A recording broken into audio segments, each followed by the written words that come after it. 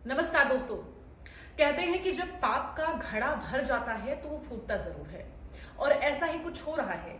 राहुल गांधी ने जो धमाकेदार प्रेस कॉन्फ्रेंस की है, जिसको उन्होंने पहले बताया था कि हाइड्रोजन बम वाला प्रेस कॉन्फ्रेंस होगा, हालांकि हाइड्रोजन बम नहीं, लेकिन धमाकेदार प्रेस कॉन्फ्रेंस करते हुए उन्होंने कई बड़े खुलासे किए हैं। और सबसे बड़ी बात, जिस तरह से वोट चोरी का मामला उन्होंने उजागर किया है, इस प्रेस कॉन्फ्रेंस में उन्होंने सबूत भी साथ में रखे हैं। बीजेपी बार बार कहती है कि राहुल गांधी जो आरोप लगा रही है, कांग्रेस जो आरोप लगा रही है, उसके सबूत दिए जाए। चुनाव आयोग कहते हैं कि सबूत दिए जाए, लेकिन अब तो सबूत भी रख दिए गए हैं, क्योंकि जिन लोगों के वोट कटे हैं उन्हें तो बकायदा राहुल गांधी मंच पर ले आए हैं। ಇವರು ನನಗೆ ಬಂದು ಕೇಳಿದರು, ನಮ್ಮ ಹೆಸರು ನೀವು ಯಾಕೆ ಡಿಲೀಟ್ ಮಾಡಿದ್ರಿ ಅಂತ. ಅದಕ್ಕೆ ನಾನು ನಮ್ಮ ಸಾಹೇಬ್ರಿಗೆ ಹೇಳಿದೆ, ನಾನು ಡಿಲೀಟ್ ಯಾರಿಗೂ ಮಾಡಿಲ್ಲ, ಅಪ್ಲಿಕೇಶನ್ ಕೊಟ್ಟಿಲ್ಲ, ಆದರೂ ಡಿಲೀಟ್ ಆಗ್ಯದ, ಅದು ನೋಡ್ರಿ ಅಂತ. ಹಾಗಾಗಿ ತಹಶೀಲ್ದಾರ್ಗೆ ಹೋಗಿ ಕಂಪ್ಲೇಂಟ್ ಕೊಟ್ವಿ. ಮತ್ತು ಕಮಿಷನರ್ ಇದು ನಮ್ಮ ಜಿಲ್ಲಾ ಎಲೆಕ್ಷನ್ ಒಂದು ಇದಕ್ಕೆ ಕಂಪ್ಲೇಂಟ್ ಕೊಟ್ವಿ. ನನ್ನ ಹೆಸರು ಮೇಲೆ 12 ಜನರದು ಡಿಲೀಟ್ ಮಾಡಿದ್ದು ನಿಜ ಇರ್ತದೆ. थोड़ा ट्रांसलेट कर लीजिए.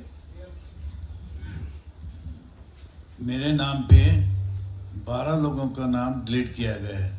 हालांकि मुझे मालूम नहीं, मैं कभी किसी को मैसेज भेजा भी नहीं, मैं बुलाया भी नहीं. ये बबीता आके पूछने से पता चला कि मैंने मेरे फ़ोन से ऐसा मैसेज किया, लेकिन असल में मैंने किसी को भी मैसेज नहीं किया.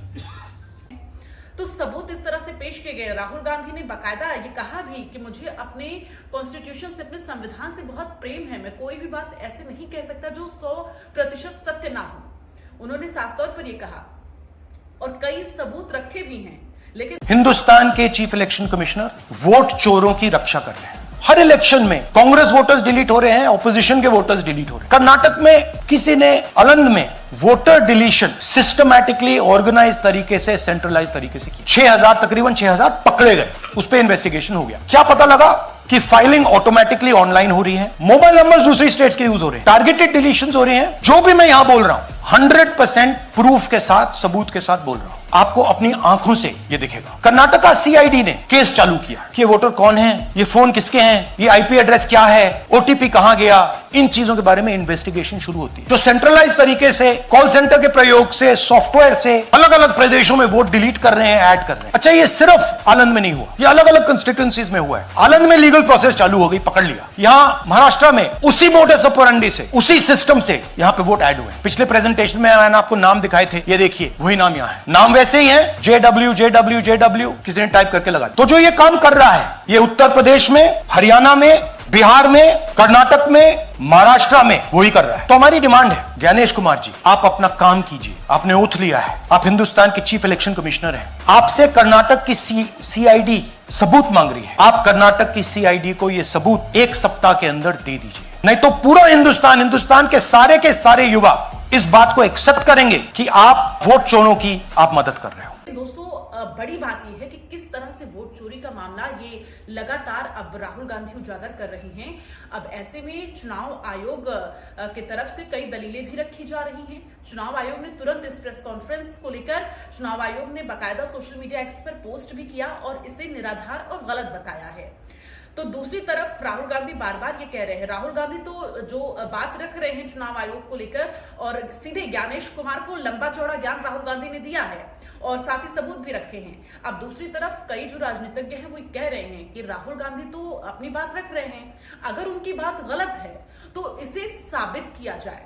और इसके साथ ही कमल हसन ने भी ये साफ तौर पर कहा है कि अगर राहुल गांधी गलत कह रहे हैं तो उसे साबित किया जाए, प्रूफ दिया जाए. चुनाव आयोग ये साबित करे कि राहुल गांधी गलत कह रहे हैं, क्योंकि राहुल गांधी तो अपनी बात विद प्रूफ रख रहे हैं. कई ऐसे सबूत पेश कर दिए हैं राहुल गांधी ने. अब बारी है चुनाव आयोग की. चुनाव आयोग ये जानकारी पूरी तरह से रखे कि कैसे राहुल गांधी जो बात कह रहे हैं वो गलत हो सकती है. और ये पूरे देश की जनता चाहती है. दोस्तों, देश की जनता ये चाहती है कि ये जो वोट चोरी की जानकारी निकलकर सामने आई है, अगर ये गलत है, ये आरोप लगाए जा रहे हैं, तो ये आरोप किस तरह से गलत हैं ये भी सत्यता के साथ स्पष्ट करना होगा. चूंकि वोट चोरी का ये मामला छोटा मोटा मामला नहीं है, देश के संविधान के साथ खिलवाड़ और देश की जनता के विश्वास को ठेस पहुंचाने का काम, विश्वासघात करने का काम अगर हो रहा है तो देश की जनता के सामने आकर सबूत रखने होंगे कि ये सब कुछ गलत है।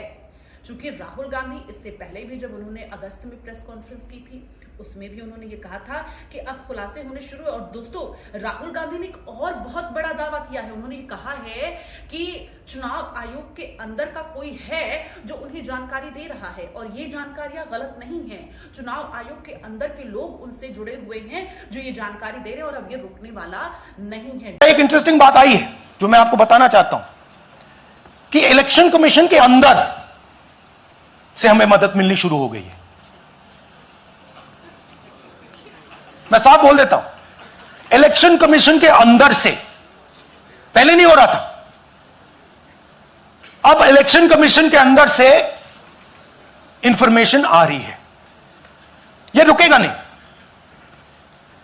जो भी गलत होगा वो सामने आएगा, राहुल गांधी उसे सामने लाएंगे। और साथ ही ये भी कहा है जो गोदी मीडिया का काम है, गोदी मीडिया उसे उजागर नहीं कर पा रहा है तो राहुल गांधी को करना पड़ रहा है। उन्होंने ये भी कोट किया है।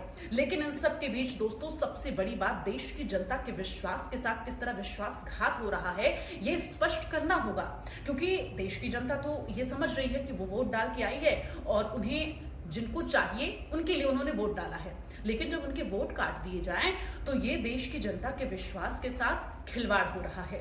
साफ तौर पर ये कह सकते हैं। राहुल गांधी लगातार कह रहे हैं कि अब वो एक के बाद एक ये तमाम जो मुद्दे हैं वो उजागर करेंगे। अभी और भी वो प्रेस कॉन्फ्रेंस करने वाले हैं और भी कई खुलासे वो करने वाले हैं। चुनाव आयोग के जो अंदर के लोग हैं वो उनके साथ जुड़े हुए हैं, ये भी दावा राहुल गांधी कर चुके हैं।